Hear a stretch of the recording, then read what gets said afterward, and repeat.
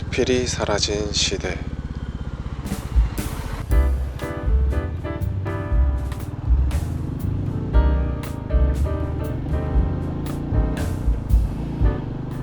안녕하세요, 수사대입니다. 날씨가 많이 추워졌습니다.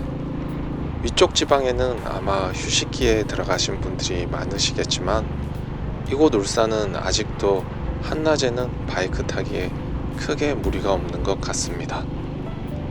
오늘도 지난번에 이어 메테오 350으로 기변 후 어떤 느낌인지에 대해 이야기를 해보겠습니다.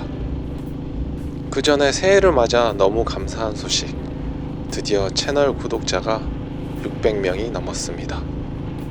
처음 성장 속도는 좋았었는데 어느덧 유입되는 시청자의 수가 정체기에 접어들더니 마지막 100명 정도의 구독자가 늘어나기까지는 몇 달이 걸린 것 같네요. 그래도 이렇게 구독자들이 조금씩 늘어가고 또 달아주시는 댓글이나 영상을 봐주시는 분들이 지속적으로 계시다는 것에 힘을 받아 어찌저찌 채널을 이어나가는 것 같습니다. 오늘 주제는 메테오 350 엉덩이의 사정입니다.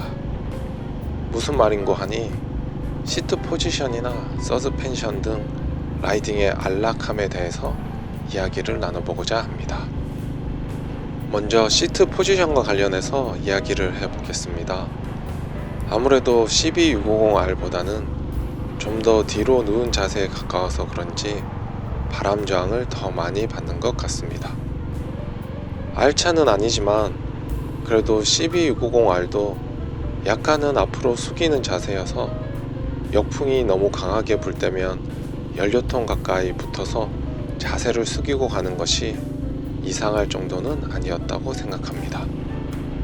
누군가는 이 말을 듣고 CB 시리즈가 숙이는 자세라고 하고 반문을 할 수도 있겠습니다. 그러나 제가 남성들은 다 공감할 만한 한 가지 비유를 들어본다면 생각이 달라지실 겁니다. CB 시리즈 비슷한 류의 스포츠형 네이키드는 오래 타면 전립선 쪽이 아려오는 느낌이고 메테오 350 같은 크루즈를 오래 타면 항문에서 불이 나는 느낌입니다. 즉 네이키드를 오래 타면 전립선염을 부르고 크루즈를 오래 타면 치질을 부르는 것 같다. 이렇게 설명드리면 많은 분들이 공감하실까요?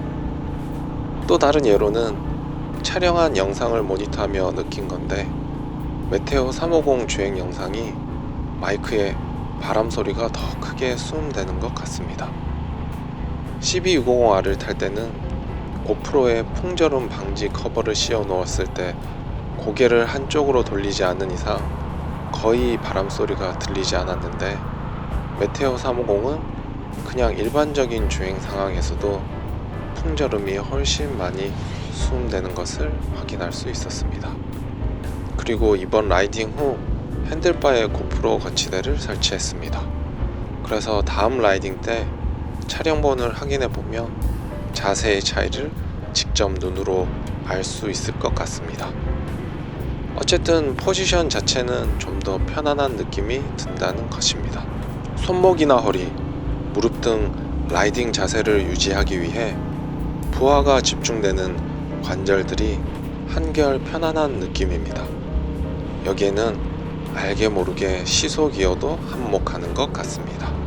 그리고 또 다른 측면으로 확실히 60-70km 속도에서 편안한 느낌을 받습니다. 더 낮은 저속에서는 더욱 안락한 느낌이 듭니다. CB650R 혹은 조금 더 고성능의 바이크와 비교하자면 물론 제 기준에서 CB1000R이나 혼다 CRF 1100L 정도밖에 경험이 없지만 고성능 바이크에서 30-40km의 속도는 뭔가 튀어나가고자 하는 바이크를 자제시키며 절절거리며 가는 느낌입니다.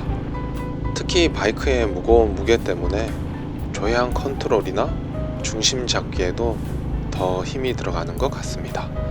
그런데 메테오 350의 경우는 일단 공차 중량도 약 150kg로 고성능 바이크에 비해 가볍고 핸들도 완연한 유선형이고 전체 길이도 짧지 않은 편이라 조향이 쉬워 저속 주행에 무리가 없습니다. 물론 깊은 커브를 틀 때는 이야기가 달라지지만요. 그리고 특히 제가 느꼈던 결정적인 차이는 고성능 바이크들은 조금만 스로틀을 당겨도 기본 5-60km에 살짝만 더 당기면 쭉 달려나가기 때문에 가속이든 감속 상하기든 중저속에서는 스로틀을 더욱 민감하게 다뤄야 했었습니다.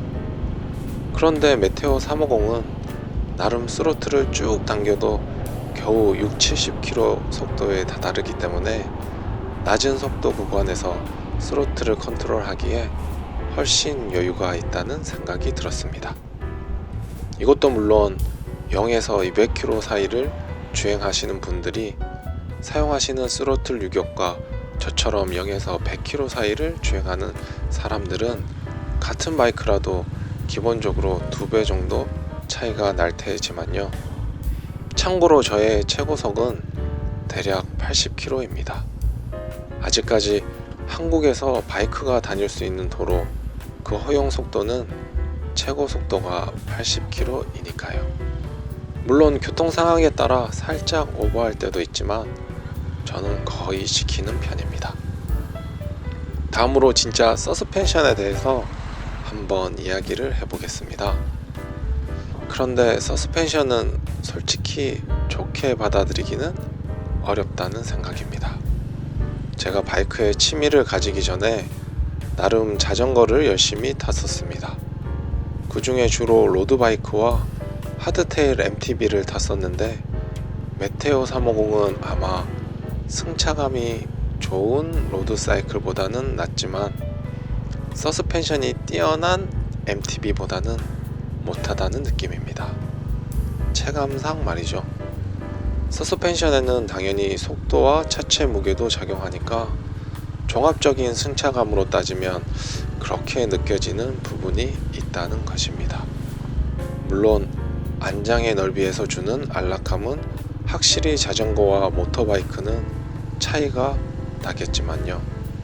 이를 위해 오늘은 도로 상태가 비교적 좋지 않고 방지턱이 많은 지역으로 왔습니다. 그리고 한산한 도로인 만큼 브레이크도 힘껏 잡아보는 연습도 했습니다. 저속에서 이렇게 넓은 방지턱은 그래도 어느 정도 서스펜션이 일을 한다고 느껴집니다. 그런데 자잘한 홈이나 좁은 방지턱을 넘을 때면 온몸의 노면의 상황을 그대로 전달해 줍니다. 때문에 이렇게 연속으로 방지턱이 있는 구간을 지날 때면 정말 힘이 잔뜩 들어갑니다. 대신 속도를 완전히 줄이면 되니까 이런 류의 바이크는 그냥 천천히 즐기면서 탄다는 마음으로 너그럽게 받아들이면 좋을 것 같습니다. 저속에서 오르막 코스로 진입합니다. 핸드폰이 흔들리는 것을 보시면 아시겠지만 노면이 갈라져 있는 틈을 다닐 때면 그 갈라진 틈을 지나며 바퀴에 작용하는 진동이 핸들바에 그대로 전달됩니다. 뒷서스펜션 뿐만 아니라 앞서스펜션도 그렇게 부드럽지는 않은 것 같습니다.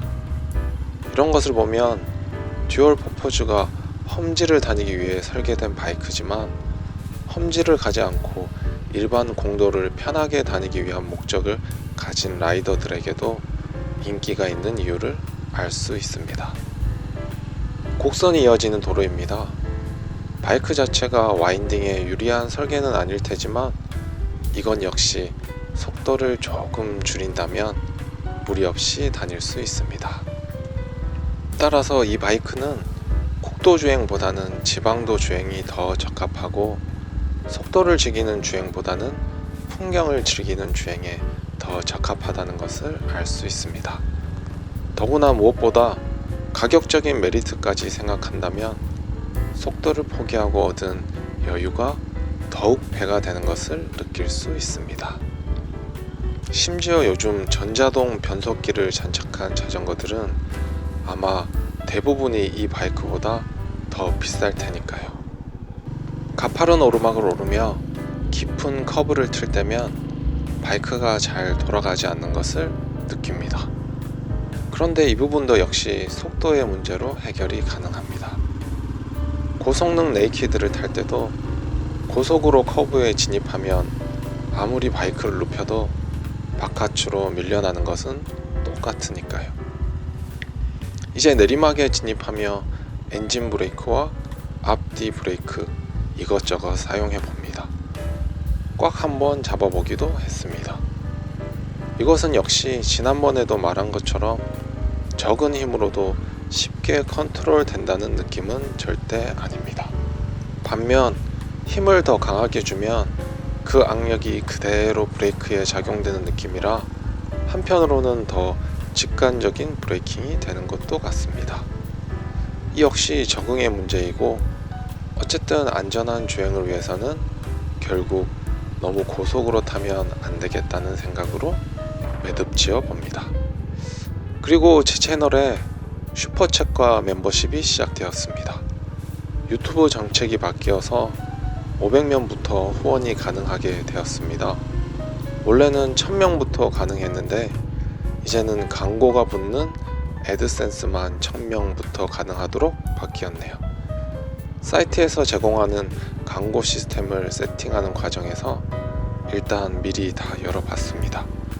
현재는 멤버십 가입자에게 특별한 혜택이 주어지는 건 없지만 커피값이라든지 기름값이라든지 요즘 새로 생기고 있는 이륜차 운전자 보험료라든지 안쓰러운 마음에 또는 공감하는 마음에 이런 것들을 챙겨주시고 싶은 분들이 혹시나 있을까 해서 이름을 한번 만들어 봤습니다. 아리따운 여성 유튜버도 아니고 무직인 아저씨 유튜버에게 이런 후원을 하실 분들은 아마 거의 없으실 테지만 이 또한 재미로 또는 유튜브 환경을 여러모로 경험해보는 차원에서 시도하는 것이라 봐주시면 감사하겠습니다. 오늘 영상은 여기까지입니다. 시청해주셔서 정말로 감사드립니다. 그럼 저는 다음 영상에서 또 뵙겠습니다. 구독 부탁드려요.